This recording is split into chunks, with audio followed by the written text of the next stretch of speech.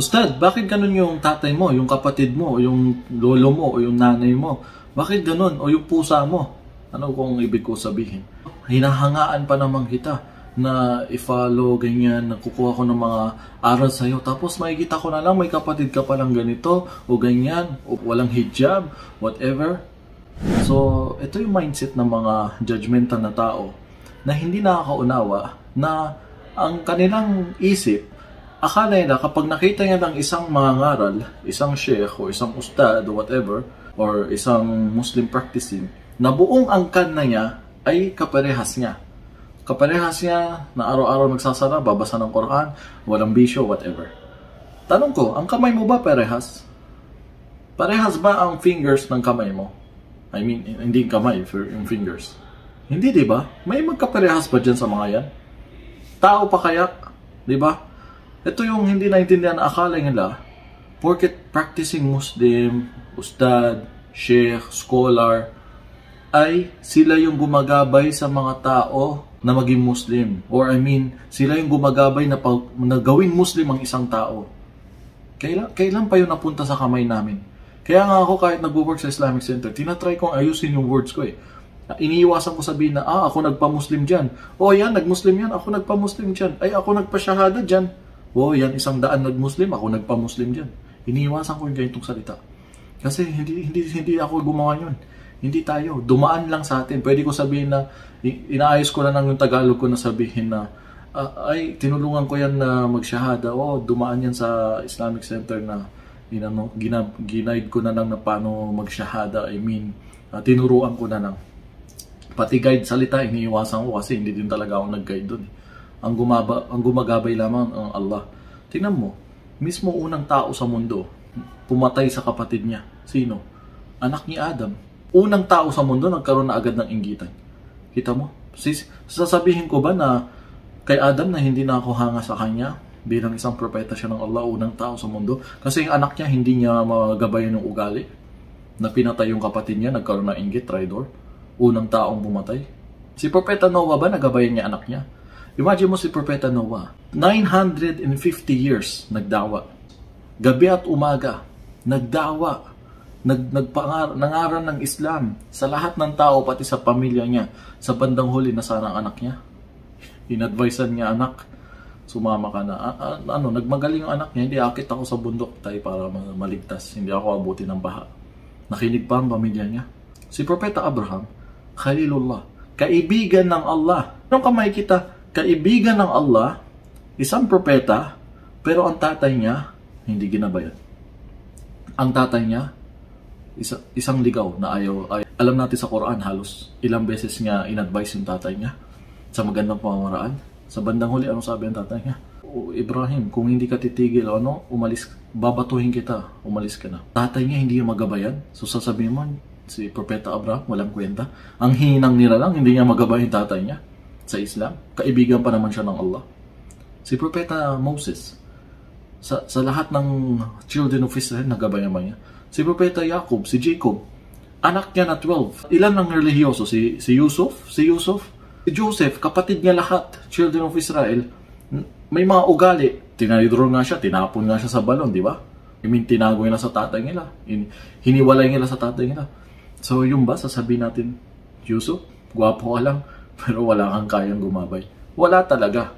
Kahit propeta pa siya. Si Propeta Lut, hindi niya nagabay ang asawa niya, di ba? Pagdating ng parusa ng Allah. Propeta itong mga pinag-uusapan natin. Hindi nila magabayan ang pamilya nila. Ginawa naman din nila yung dabis nila, di ba? Hindi ibig sabihin pinabayaan nila. Si Prophet Muhammad, peace be upon him.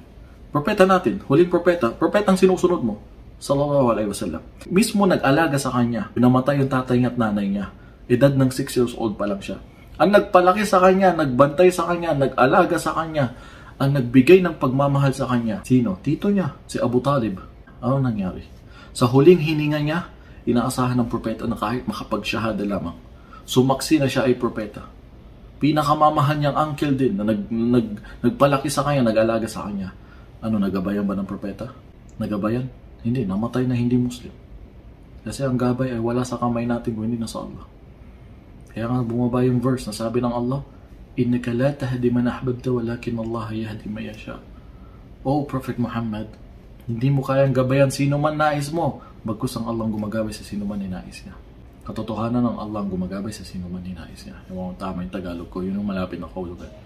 So anong punto ko dito? May mga tao na ako nakapagtrabaho sa Islamic Center na ganitong nakita, hindi ko talaga akalain na may mga ganitong mga ngaral ako makikita. Na ang trabaho pala nila sa center, hindi ko na ma-mention dito yung center. Nasa computer, naghahanap ng mga ichichismis sila mga estudyante nila o mga kakilala nila mga bagong Muslim, mga Muslims na kumusta na sa Pilipinas. Nagbakasyon, oh may balbas pa kaya siya? Nag-ahit na siguro? Baka naka-short na? Baka wala ng hijab si sister? Trabaho nila puro mag-spy, which is bawal sa Quran. Huwag kayong mag-spy, huwag ka masyadong avoids suspicious, no? Paghihinala masyado sa kapwa. Tapos, ito, mga mental ng tao, ay si Ibrahim Casey, religyoso. Ano yan? Nag-aaral para talaga magiging ustad na yan for the future. Mangangaral yan. Bata pa lang daw siya nagdadawa, 11 years old. Masya Allah. Ibig sabihin, gabay ang buong angkan niya. Alam mo, kung siguro sa tatay side ko, yes, gabay. Yes, alhamdulillah, Muslim sila. Sa Gaza yon.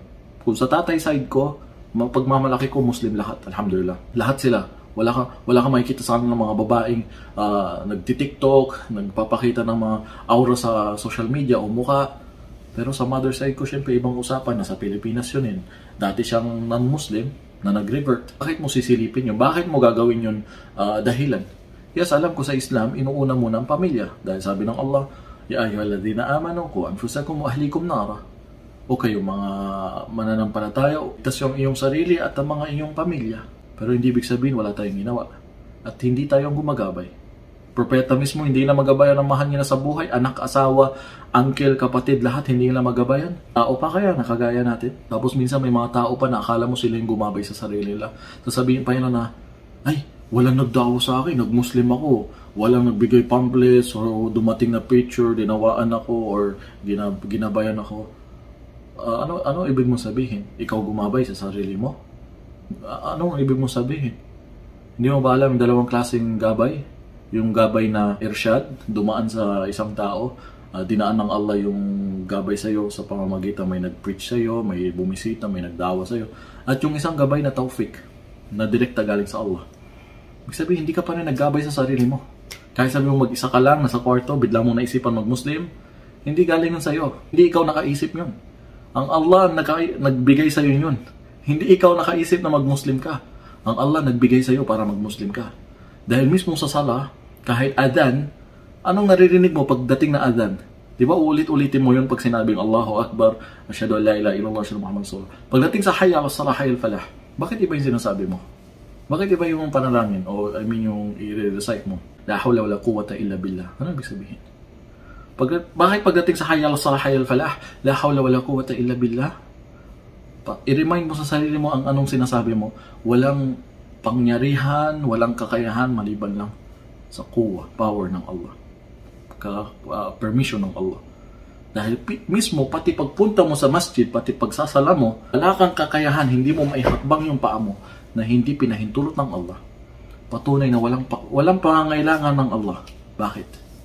Dahil mismo, pati pagdadasal mo sa Kanya, pagsamba mo sa Kanya, hindi niya kailangan. Siya nagbigay ng permission sa iyo, nagbigay ng kakayahan sa iyo para sambahin mo siya. Tapos ang mga tao ngayon nag-acting na parang masya Allah, na silang gumabay sa sarili nila, kaya sila nagsasala, kaya mahabang balbas nila, kaya nakanikab sila, nakahijab sila, kaya sila religyoso, kasi ginabayan nila sarili nila. So gabayan mo na din yung mga pamilya mo, di ba? Gabayan mo na din yung mga tao. Ako, porket nakikita nila ganito, inaasahan nila buong family. Sabi ko sa iyo, gusto mo makita ng religious family side ko? Sa tatay ko. Siyempre sa nanay ko, long story yun. Sabi ko nga, magpi-PhD doctor ka bago mo pag-aralan ng family ko kung saan galing. Tsaka, sino bang family ko sa Pinas? Hindi ko pa nga kilala yung iba. Dahil nanay ko, origin niya, nasa taga Mindanao. Chabacano ang lola ko.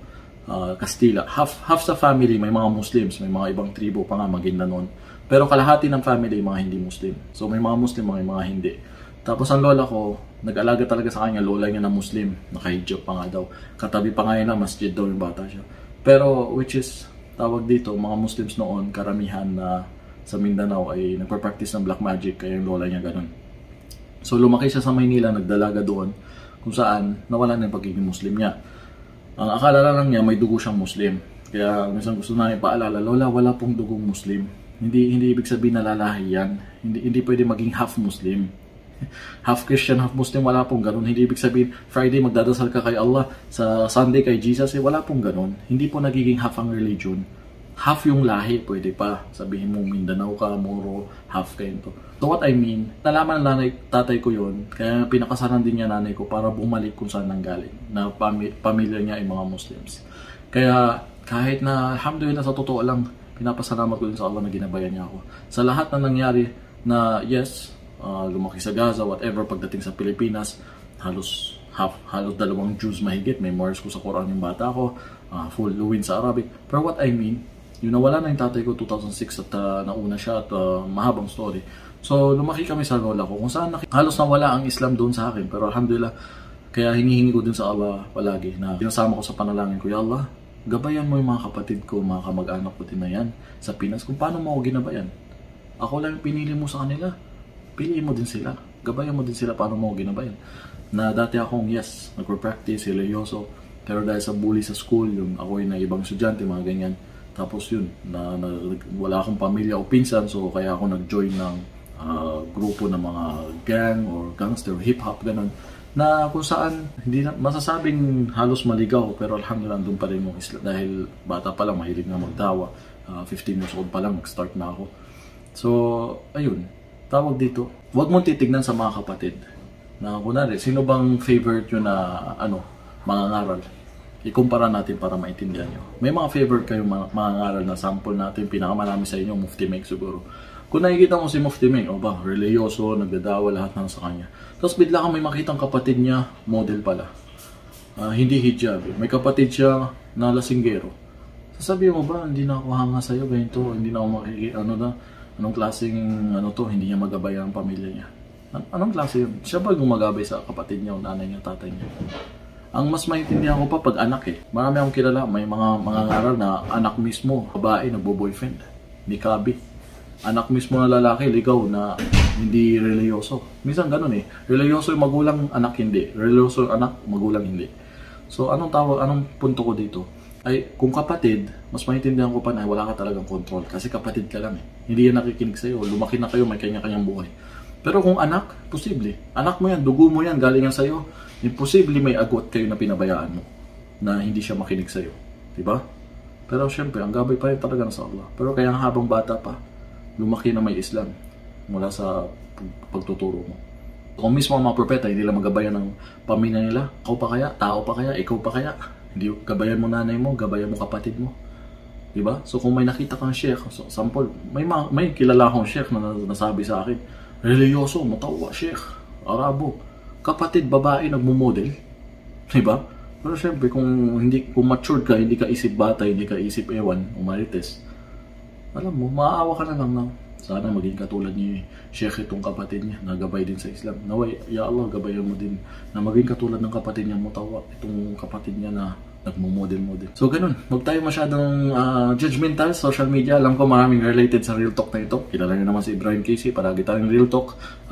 Palagi ang videos natin about sa buhay, about sa totoong nangyayari, about sa mga tingin ng mga mali ng mga tao na dapat itama. Kaya alhamdulillah nilagay tayo ng Allah sa social media.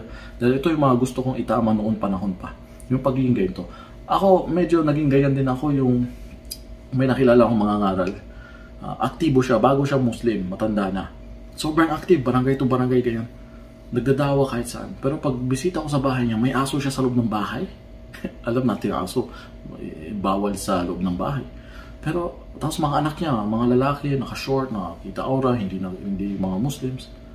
Pero wala sana akong pakialam. Alam ko, hindi naman siya gumagabay talaga. Pero yung aso na may control siya, tatay siya, dapat tanggalin. So what I mean, nagets ko na din yung patingin ng iba. Si Ibrahim Casey dapat pala buong pamilya.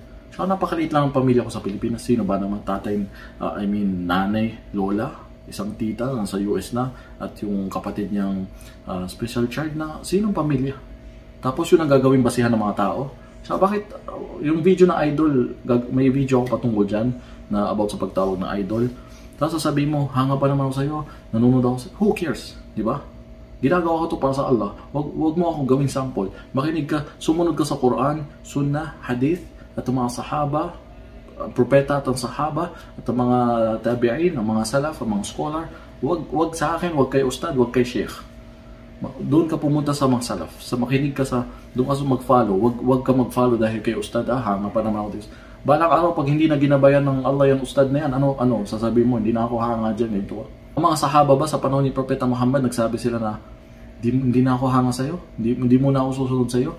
Saka na lang kasi yung mga mismo umaatake sa atin, mga Quraysh, mga tito mo mga katribo mo mismo ang nagpagutom sa atin, ang nag-boycott ng kumakain na tayo ng damo.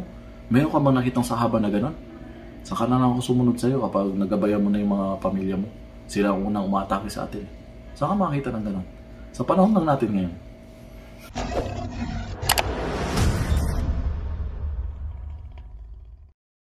Thank you for watching. Don't forget to like, share and subscribe to Ibrahim KZ.